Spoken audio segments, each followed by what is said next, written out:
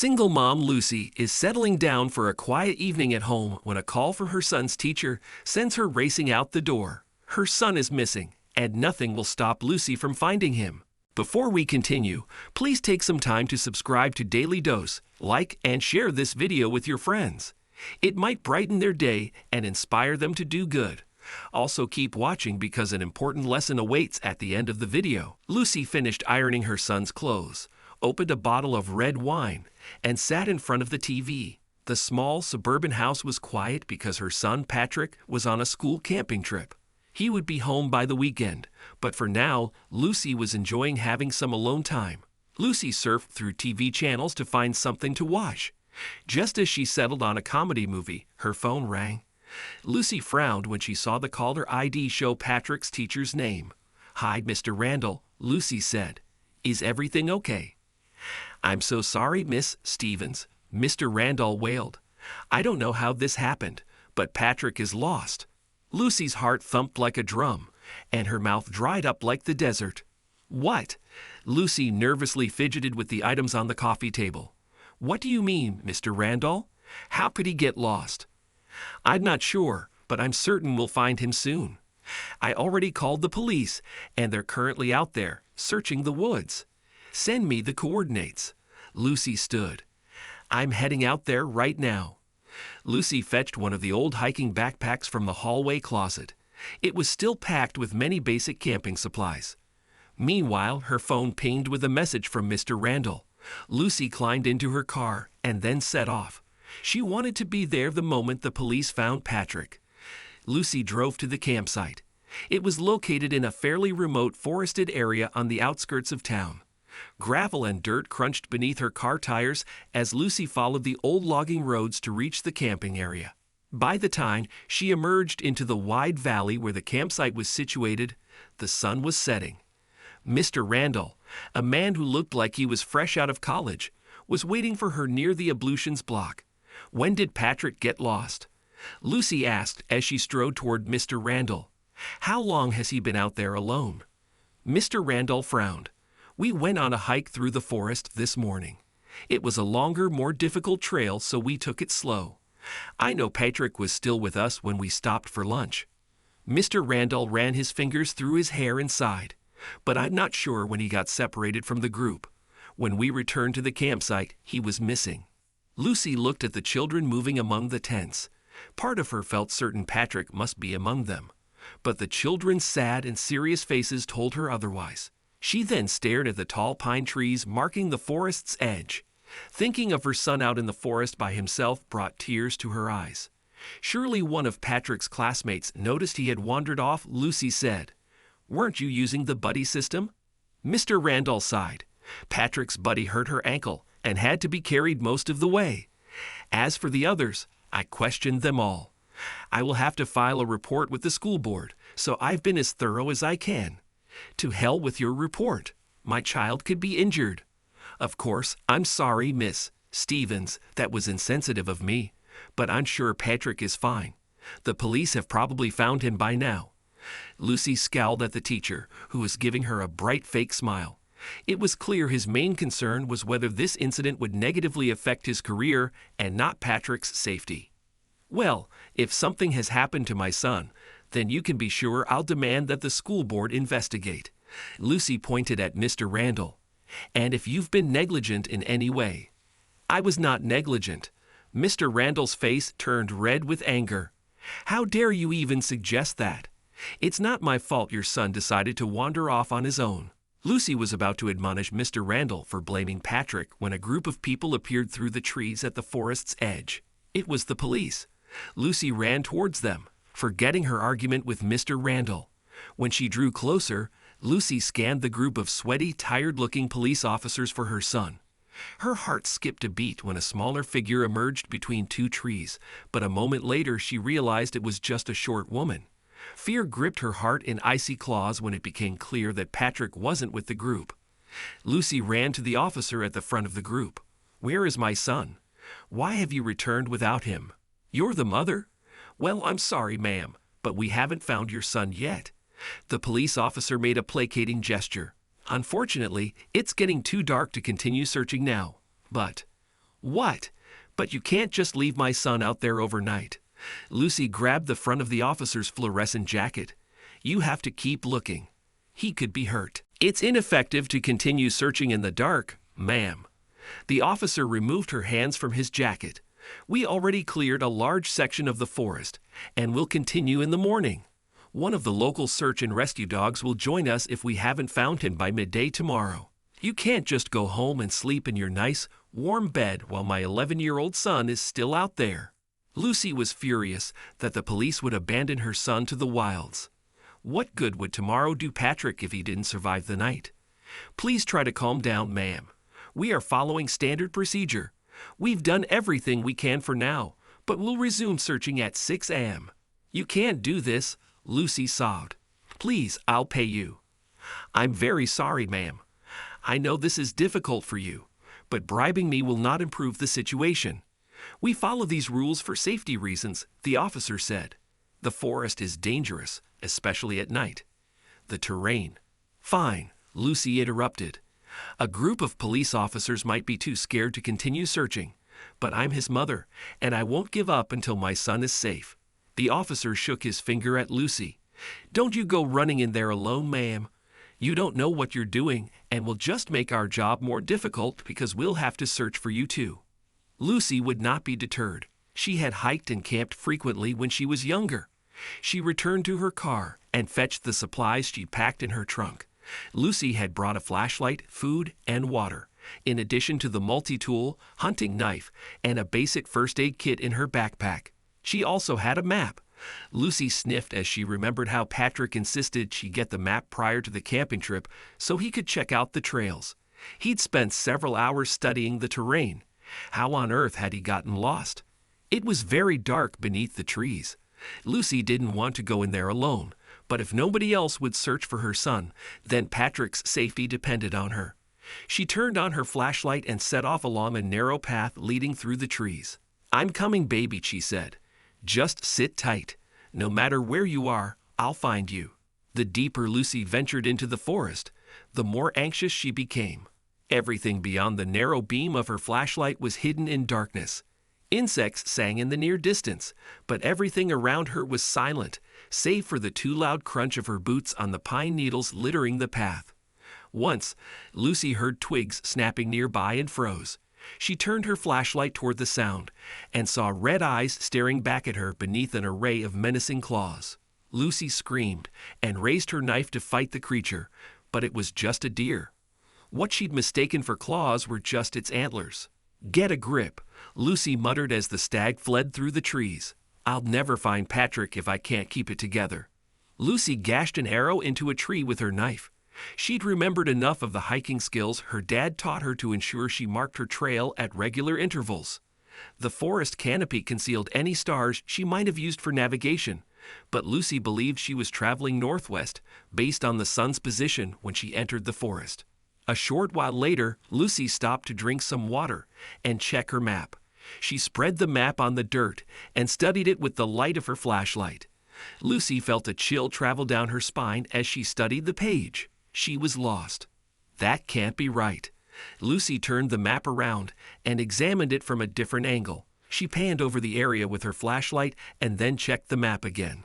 The ground rose to her right, which might be the start of the hill marked on the map. If it was, then there ought to be a creek nearby. Lucy studied the ground around her, but there was no sign of a creek, dried up or otherwise.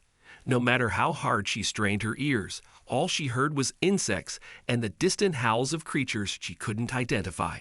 Her breath came hard and fast as Lucy struggled to make sense of contour lines blurred by the tears in her eyes.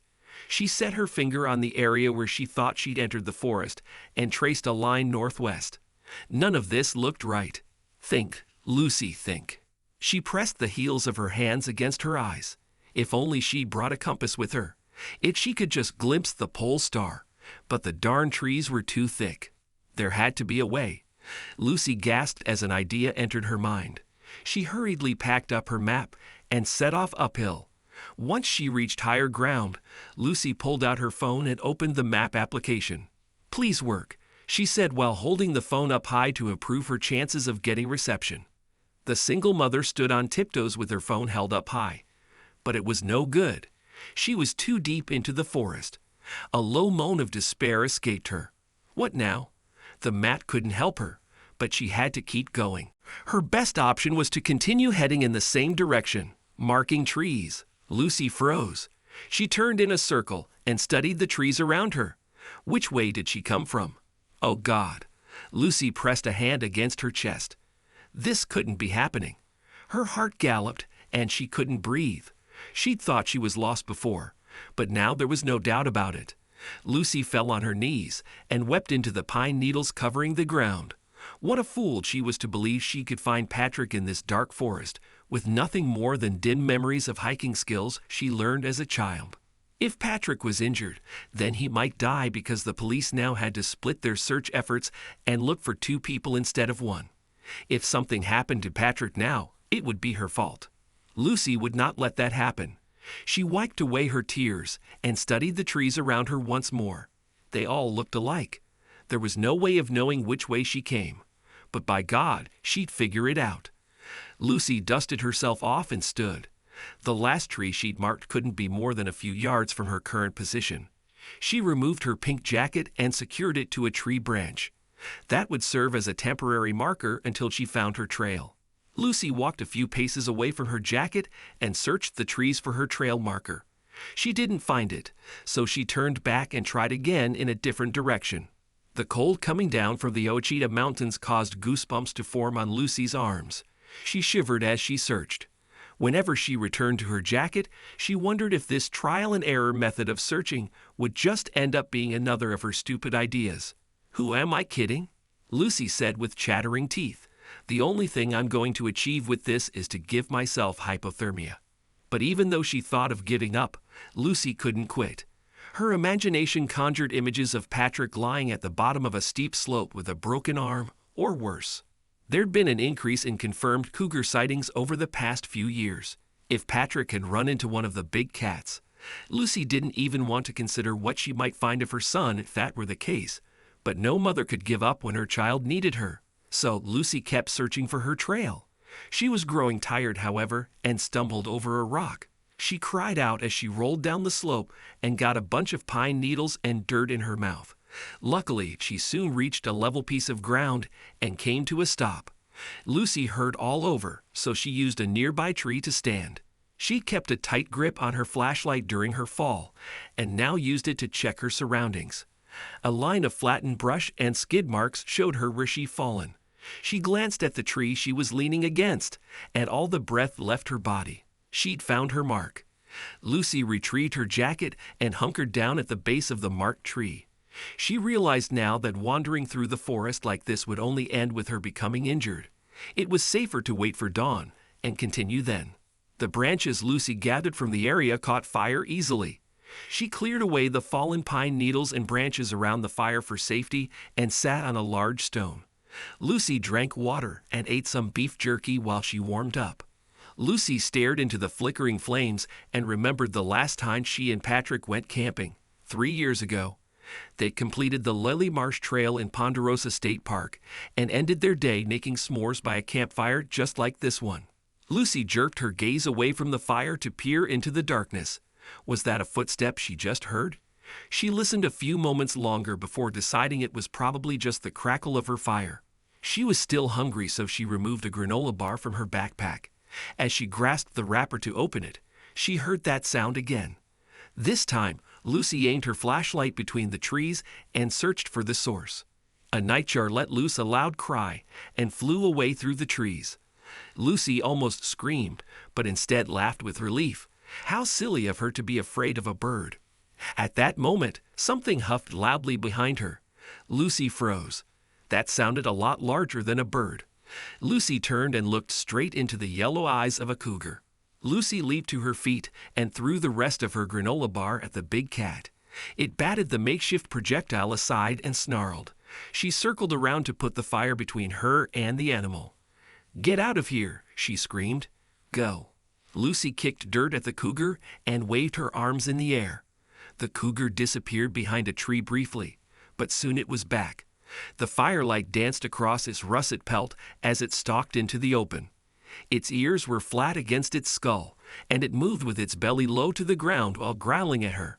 It was going to pounce. "Oh no, you don't." Lucy snatched one of the burning branches from the campfire and waved it around. "Get, you stupid cat." The cougar hissed and backed away, but it didn't leave. Lucy realized the cat must be starving or rabid if it wouldn't be scared off so easily. She pointed the burning branch at the cougar as it circled around her. There was no way she'd come this far to die now. Her knife.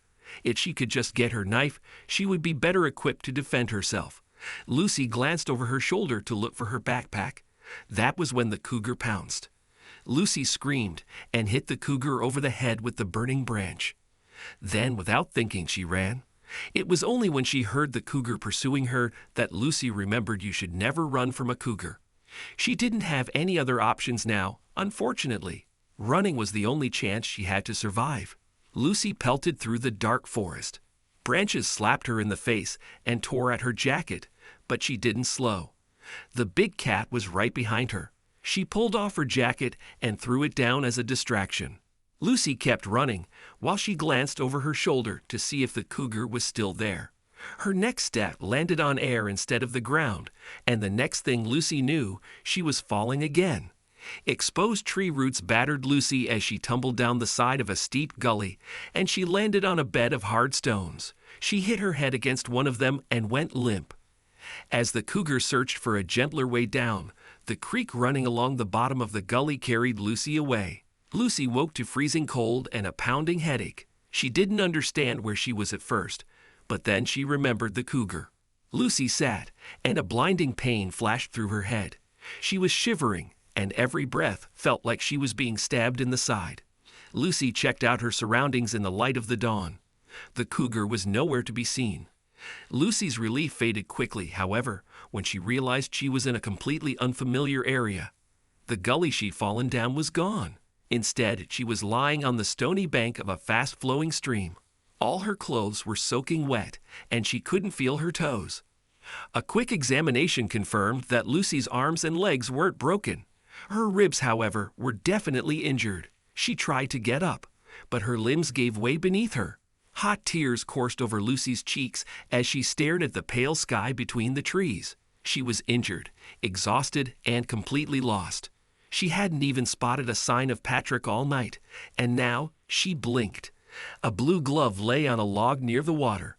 Movement caught Lucy's eye. A thin plume of smoke was rising through the trees.